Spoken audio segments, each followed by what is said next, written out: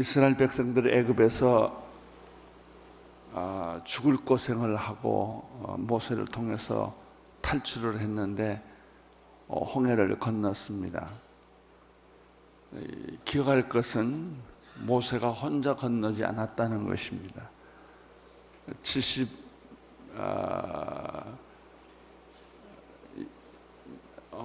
70만 명이 넘는 사람들이 홍해를 건넜지요. 다시 말하면 기독교는 공동체적으로 움직이는 것입니다.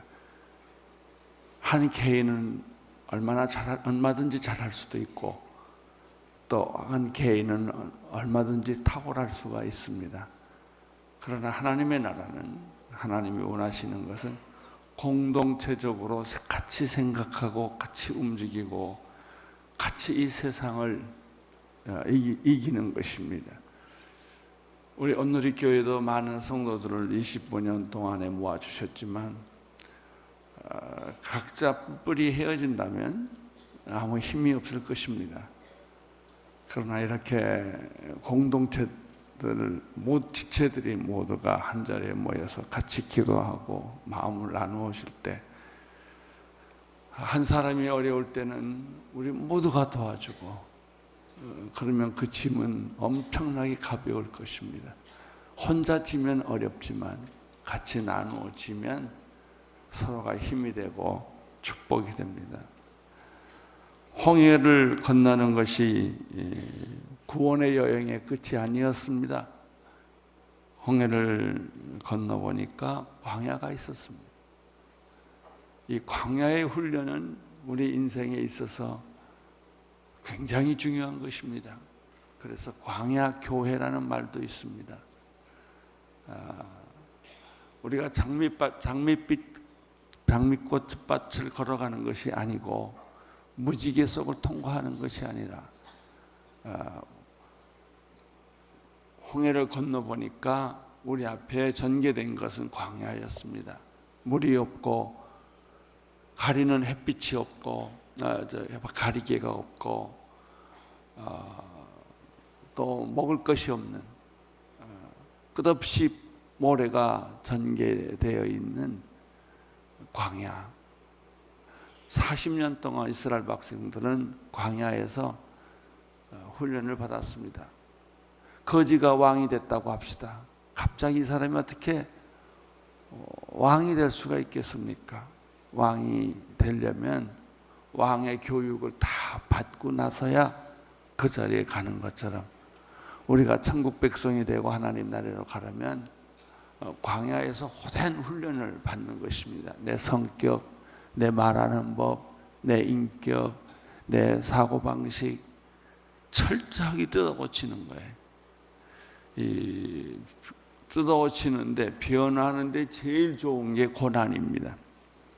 고난보다 좋은 약은 없습니다.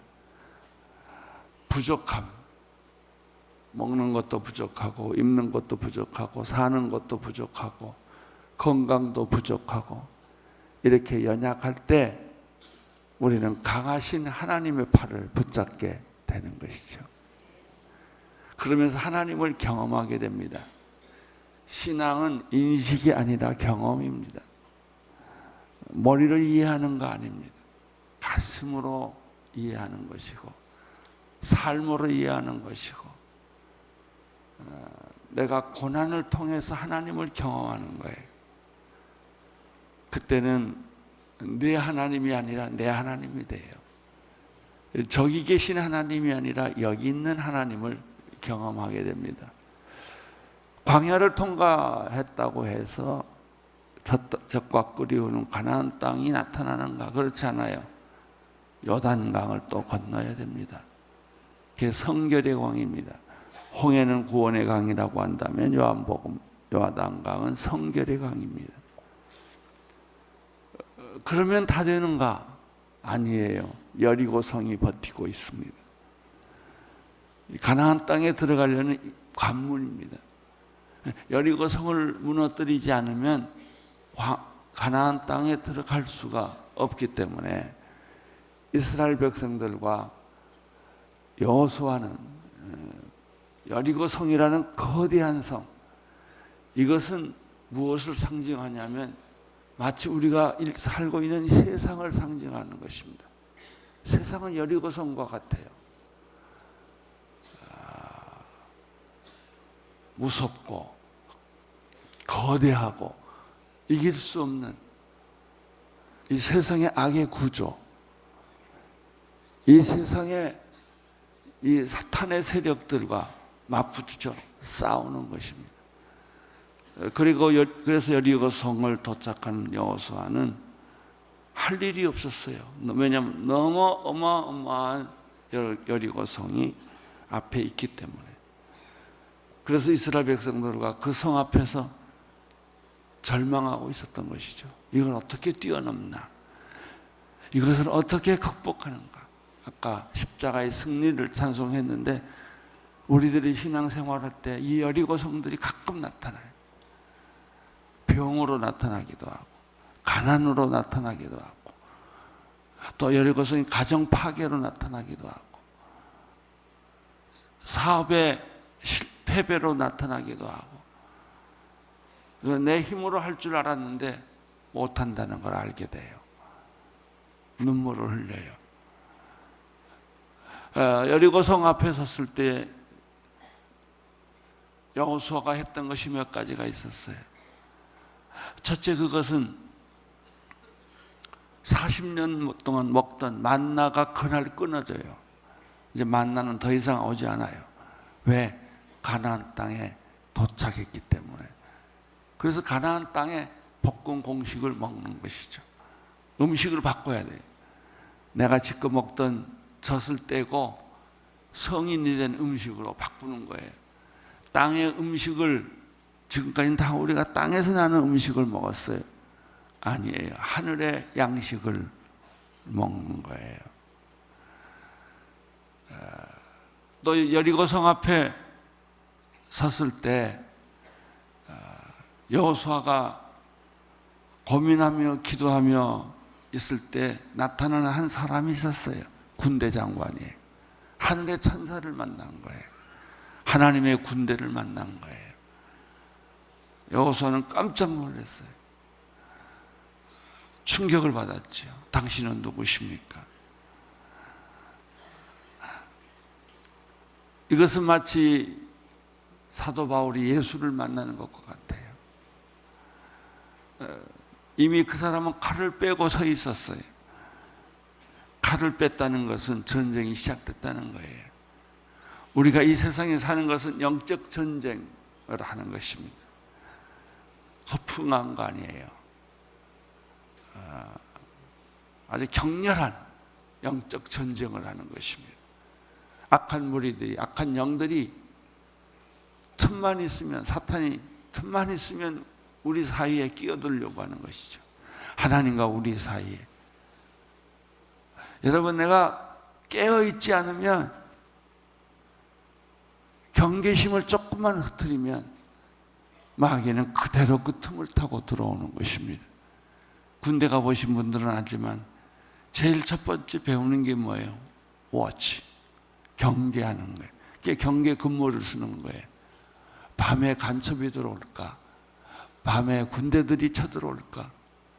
그래서 다 군대, 다른 군인들은 자지만 보초병은 밤새도록 총을 메고 철조망에서 보초를 서는 것과 마찬가지로 여러분, 오는 사자처럼 마귀가 우리 주변에서 틈을 노리고 파고 들어오려고 하기 때문에 영적으로 깨어 있어야 합니다. 이 새벽 기도는 무엇입니까? 영적으로 깨어 있는 거예요. 분명히 40일 동안은 마귀가 여러분 앞에 얼씬도 못하고 다 떠날 것입니다. 왜? 깨어 있으니까. 깨어 있으니까. 여러분의 집안의 모든 병들, 여러분의 집안의 모든 갈등, 여러분의 집안에 있는 이 무거운 여리고성은 떠날 것입니다. 그리고 나서 이 여호와 군대 장관을 만나고 나서 여리고성을 여호수아가 백성들과 함께 움직입니다. 그 여리고성을 뺑뺑 돌고 기도할 때 여리고성이 한순간에 무너졌습니다. 잘 보십시오. 그들이 전쟁에서 무너뜨린 거 아닙니다. 그리고 여리고성 성벽을 곡괭이로 쾌서 무너뜨린 것도 아닙니다. 하나님이 무너뜨리게 하신 것입니다. 여러분의 문제는 여러분이 해결을 못합니다. 하나님이 하십니다. 하나님께 매달리면 하나님의 때에 하나님께서 여리고성을 무너뜨려 주십니다.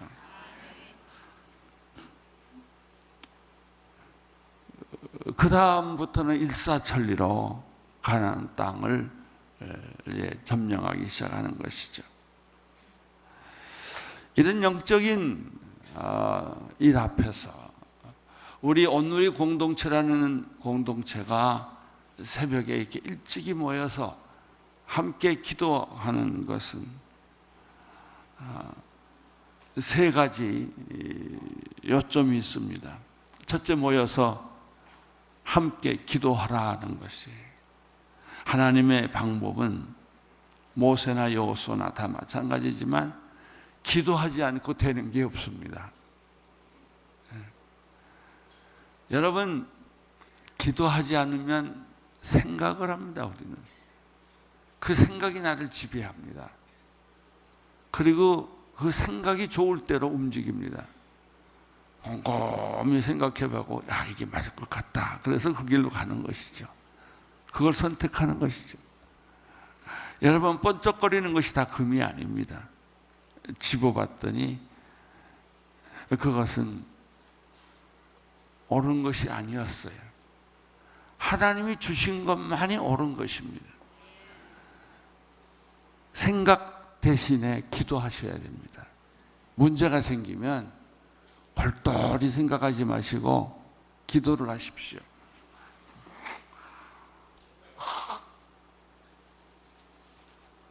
기도를 하면 하나님이 움직이기 시작합니다. 생각하면 내가 움직이고 기도하면 하나님이 움직이셔요. 우리가 이 비전의 땅을 가지고 기도하는 이유가 여기 있어요. 이제 생각하는 거 그만두고 하나님 앞에 기도하자. 하나님의 마음에 합해야 된다. 그것이 기도가 충만할 때까지 하는 거예요. 기도하면 무슨 일이 생기는가? 믿음이 생겨요. 생각하면 절대로 믿음이 안 생겨요. 연구해도 안 생겨요. 애를 써도 안 생겨요. 울어도 안 생겨요. 언제 믿음이 들어오는가? 기도하면 하나님이 내 마음속에 믿음을 쑥 집어넣어줘요. 믿음이 들어오면 이미 승리한 거예요. 이긴 거예요. 그 믿음이 들어올 때까지 움직이면 안 돼요. 하나님이 주셨다. 하나님이 하셨다. 이 마음이 여호수아에게 있었기 때문에 여리고성을, 그들은 무기도 없었어요. 그들은 훈련받은 군인도 아니었어요. 농사꾼도 양치는 사람들이었어요. 그 사람들이 훈련된 군인들하고 싸워서 어떻게 이겨요? 그러나 믿음이 들어왔기 때문에 그 믿음 따라간 거예요. 여러분 마음속에 믿음이 오기까지 움직이지 마세요. 믿음이 와요. 거짓말같이 와요. 캄캄한 어둠 속에 있다가 갑자기 내 마음에 밝은 빛이 보이고 믿음이 오기 시작을 합니다. 와, 이제 됐다. 할 수 있다. 믿음이 오면 나 병 고칠 수 있다. 암이건 그 어떤 무서운 질병이건 내가 이길 수 있다는 믿음이 와요. 그 믿음은 어떻게 오느냐? 기도해야 돼요. 무릎 꿇고 기도해야 돼요. 이 기도의 핵심에는 뭐가 있는가? 십자가가 있어요. 그냥 기도하면 주문이에요. 염불이에요. 그러나 십자가를 붙들고 기도하면 능력이에요.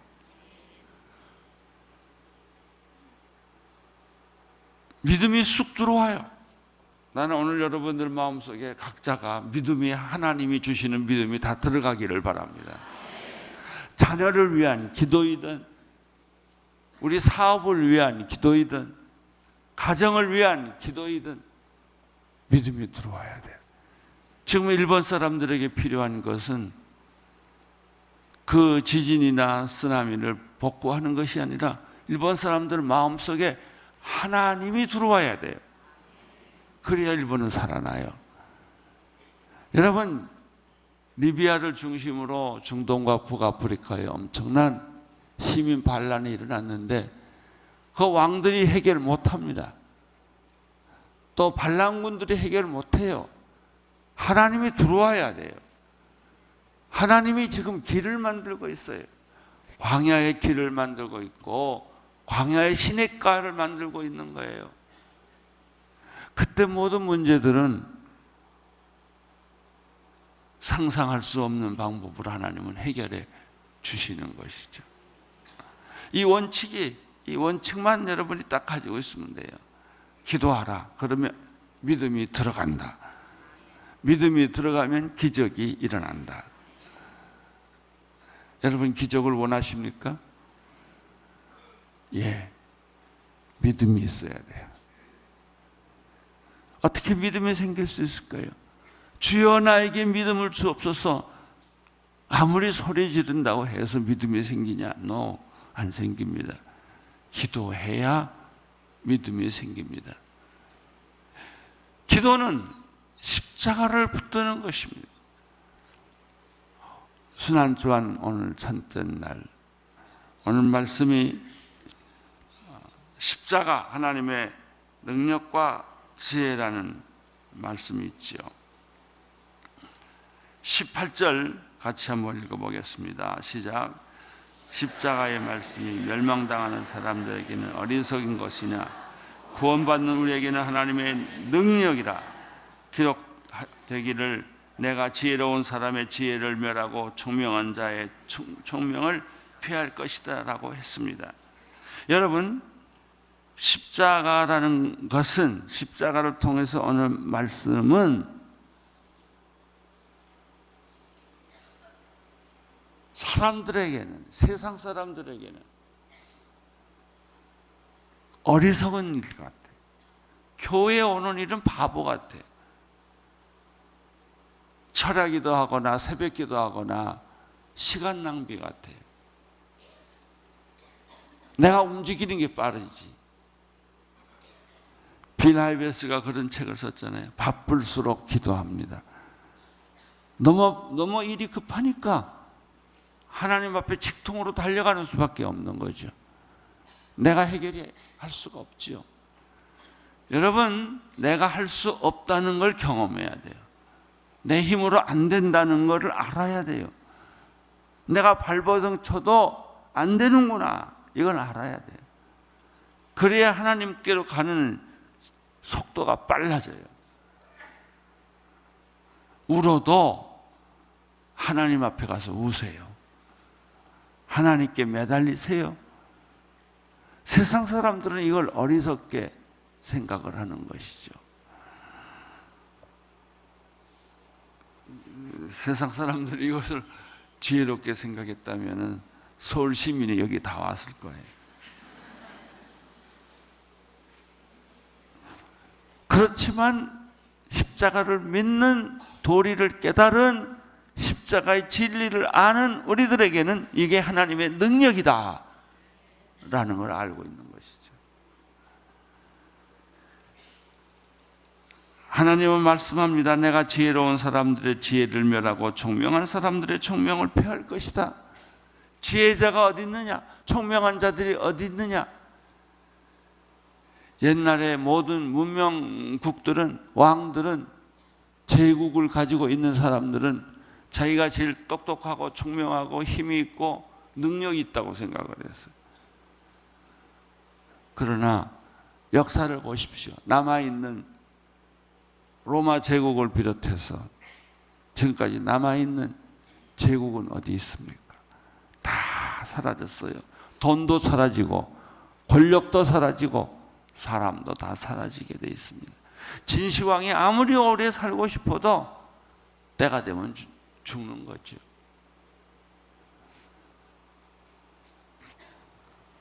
(20절) 보십시오. 시작. 지혜로운 사람이 어디 있습니까? 학자가 어디 있습니까? 이 세대의 변론가가 하나님께서는 이 세상의 지혜를 어리석인 것이 아닙니까? 어리석게 하신 것이 아닙니까? 지혜로운 사람, 학자, 세대의 변론가, 이런 사람들이 세상을 잘 알고 요리한다고 생각을 해요. 그리고 판단해요. 그게 뭐예요? 경제 논리고 정치 논리예요. 이렇게 하면 돈 잘 번다. 이렇게 하면 내가 권력을 가질 수 있다. 여러분 조심하십시오. 이 돈이 많고 권력이 많은 곳에 귀신이 제일 많습니다. 거기가 그렇게 좋은 데가 아닙니다. 돈은 뭐 할 수 없이 우리가 벌어서 써야 되지만, 또 권력도 필요하기는 하지만 그 뒤에는 사탄의 음모가 항상 뒤깔려 있다는 걸 아셔야 돼요. 그걸 목적으로 하면 안 됩니다. 여러분, 돈 버는 게 인생의 목적이 아닙니다. 권력을 가지는 것이 인생의 목적이 아닙니다. 하나님을 찾는 것, 이게 인생의 목적입니다. 다 말했습니다. 이것은 다 어리석은 것이다. 21절, 하나님의 지혜에 있어서는 세상이 자신의 지혜를 통해 하나님을 알 수 없으므로, 자 여기 언더라인 하세요. 하나님의 지혜에 있어서는 세상이 자신의 지혜로는 하나님을 모른다.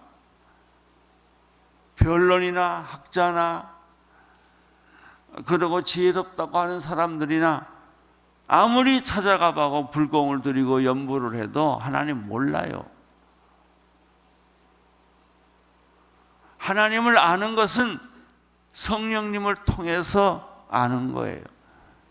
예수 그리스도를 통해서만 하나님을 알 수 있는 거예요. 여러분, 벽을 대고 소리친다고 응답이 옵니까? 아니죠. 하나님께서는, 하나님의 지혜에 있어서는 세상이 자신의 지혜를 통해 하나님을 알 수 없으므로 하나님께서는 어리석게 보이는 말씀 선포를 통해 믿는 사람을 구원하셔서 하시기를 기뻐하신다. 하나님의 방법은 무엇인가? 말씀이에요. 말씀 선포를 통해서 하나님은 믿는 자를 구원하기를 기뻐하신다. 참 놀라운 역설이에요.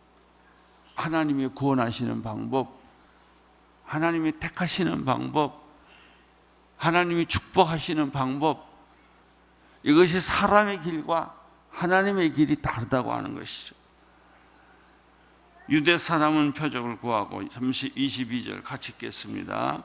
유대 사람은 표적을 구하고 그리스 사람은 지혜를 찾지만 우리는 십자가에 못 박힌 그리스도를 전합니다. 이것이 유대인 사람에게는 마음에 걸리는 일이요 이방 사람에게는 어리석은 것이지만 부르심을 받은 사람에게는 유대든 그리스 사람이든 그리스도는 하나님의 능력이며 하나님의 지혜입니다.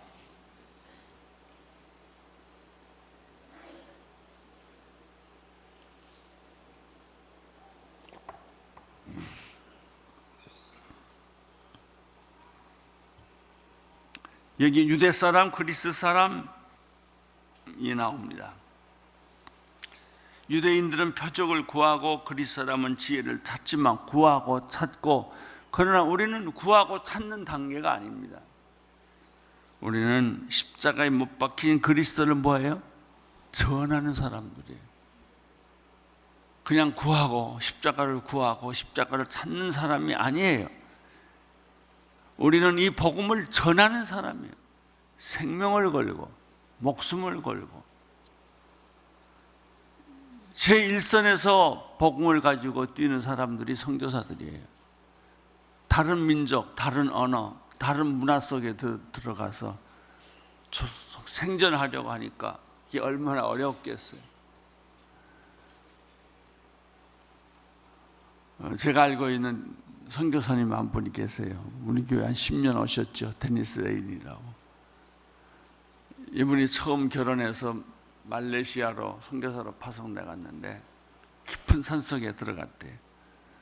그 부인이 우리한테 자기 그 결혼 초기에 두렵고 무섭던 얘기를 하더라고요. 꼭 개인 전도를 해야 되는데 어느 집에를 가야 된대요. 거긴 개도 있고 집에 들어가기가 무섭대요. 그러면 이 분이 하는 말이 그 집에 가서 하나님은 사랑하십니다. 하나님은 당신을 사랑하십니다. 당신은 죄인입니다. 뭐 이런 몇 가지 공식이 있어요. 십자가에 예수님이 못 박혀 죽으셨습니다. 예수를 믿어야 구원을 받습니다. 그거를 그냥 중얼중얼 외운대요. 왜냐하면 생각도 못하고 너무 무서워서 빨리 외우고 도망간대요. 처음엔 그랬대요, 자기가. 그 집에 가보면 아기가 자고 있는데 모기장 위에 뱀이 와서 이렇게 와 있다는 거예요. 애가 불안한 거예요. 애가 누가 지켜주나. 그리고 그냥 뱀을 내쫓고 애를 보호하고 그랬다고 그러더라고요. 그 사람들이 60이 될 때까지 한 번도 쉬어보지를 못했어요. 그래서 제가 그랬죠. 내가 지금 하와이에서 안식하고 있는데 거기 와서 쉬라고. 노 그래요. 왜 그러냐고 그랬더니 다른 사람은 다 고생하는데 내가 혼자 어떻게 쉴 수 있냐고. 나 못 쉰다고. 그렇게 사는 사람들이 OMF 공동체라는데 무서운 선교단체죠. 이분들이 이슬람을 뚫고 공산주의를 뚫고 가고 이 사람들이 반기독교적인 세계관을 가지고 있는 사람들 속에 뛰어들어가서 하나님의 스파이처럼 일하는 사람들이에요. 그래서 지난 세기에 복음이 전 세계에 다 퍼졌던 것이죠. 우리는 그리스도를 전하는 사람이에요. 차원이 달라요. 지혜를 구하거나 표적을 찾거나 하는 그런 학자적인 이성적인 태도가 아니에요. 우리는 복음의 어떤 면에서 폭탄을 들고 뛰어들어가는 사람들이에요. 그것이 십자가예요.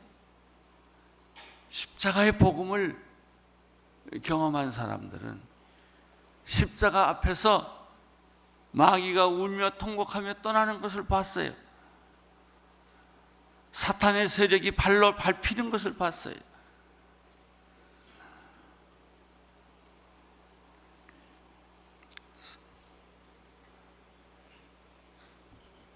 이 15절에 보면은 하나님은 어리석음이 사람의 지혜보다 더 지혜롭고 하나님의 연약함이 사람보다 더 강하기 때문이다. 하나님은 약하게 보여요. 어리석게 보여요. 우리가 볼 때는 왜 하나님이 그렇게 하실까? 그냥 한바탕 선둥번개를 치고 내성을 쳐서 소돔과 고모라를 멸하듯이 다 멸해버리면 간단한 일을 왜 참고 기다리고 계실까? 왜 하나님은 나를 기다리고 계실까? 내가 얼마나 뺀질뺀질한데요.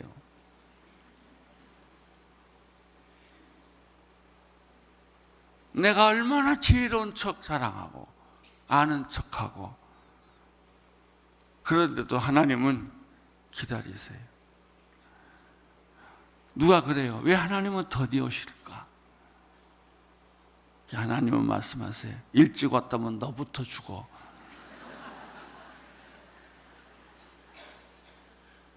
내가 구원받고 깨닫기를 때가 기다리고 있는 거야. 이미 심판은 와 있고 하나님의 진노는 바로 머리 위에 있는 거예요. 내가 구원받기를 하나님은 기다리고 있는 것뿐이에요.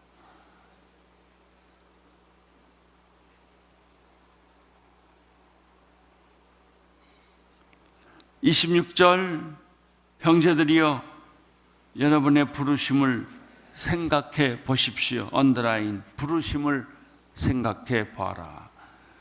육신적으로는 지혜 있는 사람이 많지 않고 능력 있는 사람이 많지 않고 가문 좋은 사람도 많지 않습니다. 그러나 하나님께서는 지혜로운 사람들을 부끄럽게 하시려고 세상에 어리석은 것을 택하셨고 강한 것을 부끄럽게 하시려고 세상에 약한 것들을 택하셨습니다. 또 하나님께서는 잘난치 않은 것들과 것을 없애려고 세상에 천한 것들을 택하셨습니다. 멸시받는 것들과 아무것도 아닌 것을 택하셨습니다. 이는 어떤 육체라도 그분 앞에서 자랑하지 못하게 하려 하십니다. 이게 하나님의 지혜예요. 하나님의 권능이라는 거예요. 하나님 어찌 이 천한 몸을 영적으로 눈을 뜨면 내가 가지고 있는 게 죄라는 것만 알아요. 우리는 육체는 모든 죄로 감싸 있다는 걸 알죠.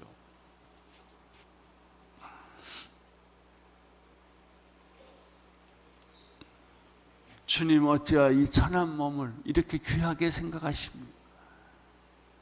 죽어 마땅한 이 인간을 어찌하여 기다리십니까?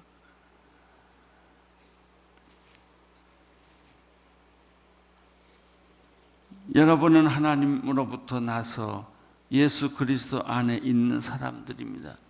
이 우리의 정체성이죠. 여러분은 누구로부터 났습니까?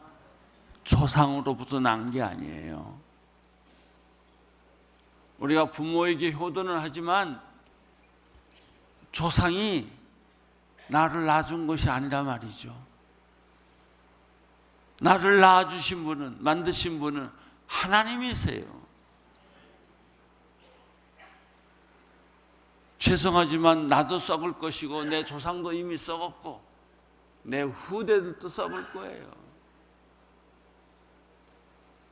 그걸 불안해하게 하고 생각하고 붙잡고 울고 악이 귀중하게 생각을 한다 한들 돌멩이가 보석이 돼요. 여러분 아무리 닦아도 여러분은 돌멩이에요. 보석되지 않아요. 예수님이 만져야 보석이 되는 거예요.